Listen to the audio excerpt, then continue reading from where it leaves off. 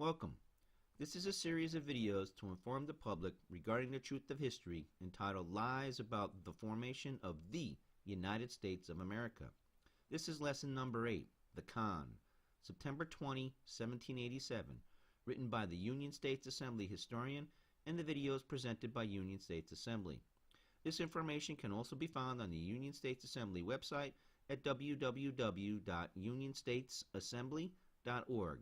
We'll be doing a brief introduction of some of the basic facts you have not been taught about the formation of the United States of America by the public and private fool systems, which is where Americans get brainwashed and are told lies. In this lesson, we'll be looking at several documents, which are the journals of the Continental Congress. These documents can be found on our website as well as the Library of Congress. It is important to produce these documents in order to prove the truth of what Union States Assembly is presenting.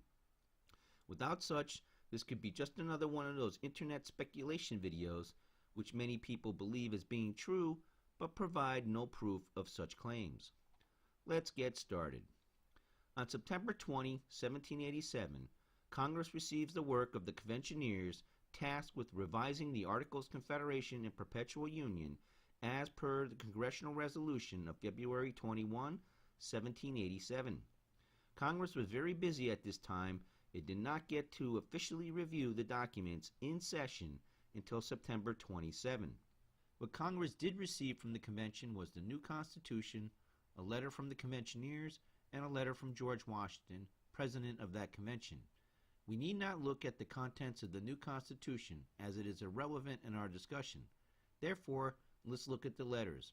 First, the letter from the convention. See the Journals of the Continental Congress, volume 33, page 501. In convention, Monday, September 17th, 1787. Present, the states of New Hampshire, Massachusetts, Connecticut, Mr. Hamilton from New York, New Jersey, Pennsylvania, Delaware, Maryland, Virginia, North Carolina, South Carolina, and Georgia. Resolved that the preceding Constitution be laid before the United States and Congress assembled, that it should afterwards be submitted to a convention of delegates chosen in each state by the people thereof, under the recommendation of his legislature, for their assent and ratification, and that each convention assenting to and ratifying the same should give notice thereof to the United States and Congress assembled. Resolved that it is the opinion of this convention that as soon as the convention of 9 states shall have ratified this Constitution, the United States and Congress assembled should fix a day on which the electors should be appointed by the states which shall have ratified the same, and a day on which the electors should assemble to vote for the President, and the time and place for commencing the proceedings under this Constitution. After such publication, the electors should be appointed, and the senators and representatives elected, that the electors should meet on the day fixed for the election of the President, and should transmit their votes certified, signed, sealed, and directed, as the Constitution requires, to the Secretary of the United States and Congress assembled, that the senators and representatives should convene at a time and place assigned, that the senators should appoint a President of the Senate for the sole purpose of receiving, opening, and counting the votes for President, and that after he shall be chosen, the Congress, together with the President, should, without delay, proceed to execute this Constitution, by the unanimous order of the Convention. G. Washington, President. W. Jackson, Secretary. Let us look at the first paragraph. The phrase laid before Congress is used. This phrase means put before Congress to look at only, not to debate it or to vote on it. Read it and then pass it on to the states or nations without debating it or voting on it first is what the Conventioneers petition. Right there, that is in violation of the 13th Article of Confederation, thus proposing to violate federal law. This is sedition bordering on treason by the Conventioneers.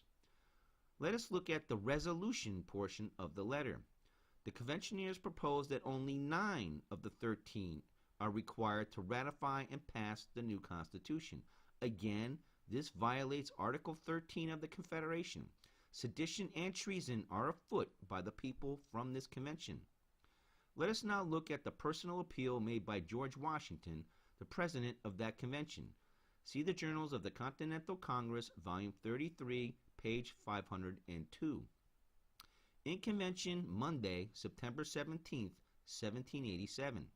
Sir, we have now the honor to submit to the consideration of the United States and Congress assembled that Constitution which has appeared to us the most advisable. The friends of our country have long seen and desired that the power of making war, peace, and treaties, that of levying money and regulating commerce, and the correspondent executive and judicial authorities should be fully and effectually vested in the general government of the Union. But the impropriety of delegating such extensive trust to one body of men is evident. Hence results the necessity of a different organization. It is obviously impracticable in the federal government of these states to secure all rights of independent sovereignty to each, and yet provide for the interest and safety of all. Individuals entering into society must give up a share of liberty to preserve the rest. The magnitude of the sacrifice must depend as well on the situation and circumstance as on the object to be obtained. It is at all times difficult to draw with precision the line between those rights which must be surrendered and those which may be reserved. And on the present occasion this difficulty was increased by a difference among the several states as to their situation, extent, habits, and particular interest. In all our deliberations on this subject, we kept steadily in our view that which appears to us the greatest interest of every true American, the consolidation of our Union, in which is involved our prosperity, felicity, safety, perhaps our national existence. This important consideration, seriously and deeply impressed on our minds, led each state in the convention to be less rigid on points of inferior magnitude than might have been otherwise expected. And thus the Constitution which we now present is the result of a spirit of amity and of that mutual deference and concession which the peculiarity of our political situation rendered indispensable. That it will meet the full and entire approbation of every state is not perhaps to be expected, but each will doubtless consider that had her interests been alone consulted, the consequences might have been particularly disagreeable and injurious to others. That it is as liable as to few exceptions as could reasonably have been expected, we hope and believe. That it may promote the lasting welfare of that country so dear to us all, and to secure freedom and happiness, is our most ardent wish. With great respect, we have the honor to be, sir, your Excellency's most obedient and humble servant, George Washington, President, by unanimous order of the Convention. In the second paragraph, Washington writes, the impropriety of delegating such extensive trust to one body of men is evident. Hence results the necessity of a different organization. A different organization? The conventioners were not tasked with creating a new organization. This is a violation of the federal law that created the convention and displays the arrogance of the conventioners in ignoring the task assigned it by Congress. In the third paragraph, Washington writes, it is obviously impracticable in the federal government of these states to secure all rights of independent sovereignty to each and yet provide for the interest and safety of all. Individuals entering into society must give up a share of liberty to preserve the rest. What is this stuff about individuals giving up a share of liberty or sovereignty? Where did that come from? Let us break into a quick history lesson here. The states or nations were formed by the sovereign people of those states or nations. Those people delegated some of their sovereignty to create sovereign nations or states.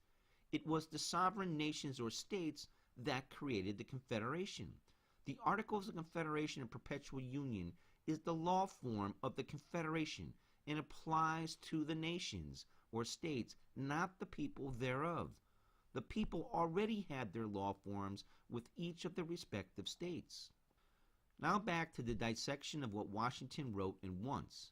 He is stating that under this proposed law form, that the people, and indirectly the nations or states, must give up a share of their sovereignty.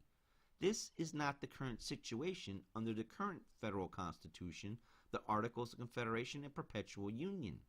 He is proposing creating a new government which will, in some ways, rule over the people, which at current is not the situation. He also states that the nations or states currently cannot protect their people. This follows that old political doctrine, never let a crisis go to waste, as it is in reference to Massachusetts Bay and how they dealt with Shays' rebellion. Again, he is proposing making this new government even stronger than the current and taking away the rights of the nations or states. Let's examine the last paragraph, to which even Washington does not seem to know the truth, which I find hard to believe, and here is where the myth and dogma gets propagated beyond sentiment. That it will meet the full and entire approbation of every state is not perhaps to be expected, but each will doubtless consider that had her interests been alone consulted, the consequences might have been particularly disagreeable or injurious to others. That it is as liable to as few exceptions as could reasonably have been expected, we hope and believe.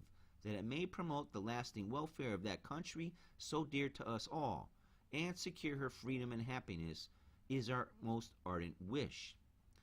That the new Constitution would not find favor with every state or nation is correct. Rhode Island and Providence plantations would send no delegates to that convention because, as Patrick Henry had said, they smelled a rat, rejected the Constitution almost immediately once they received the copy. That it is as liable to as few exceptions as could reasonably have been expected is an understatement considering how that document has been perverted over time. Lysander Spooner said it best regarding the new Constitution. But whether the Constitution really be one thing or another, this much is certain, that it has either authorized such a government as we have had, or it has been powerless to prevent it. In either case, it is unfit to exist. Now, how fitting is that statement when looking at how the corporate government has enslaved all of us over time through the use of that new Constitution? In the last portion of the last paragraph, Washington refers to that country so dear to all of us.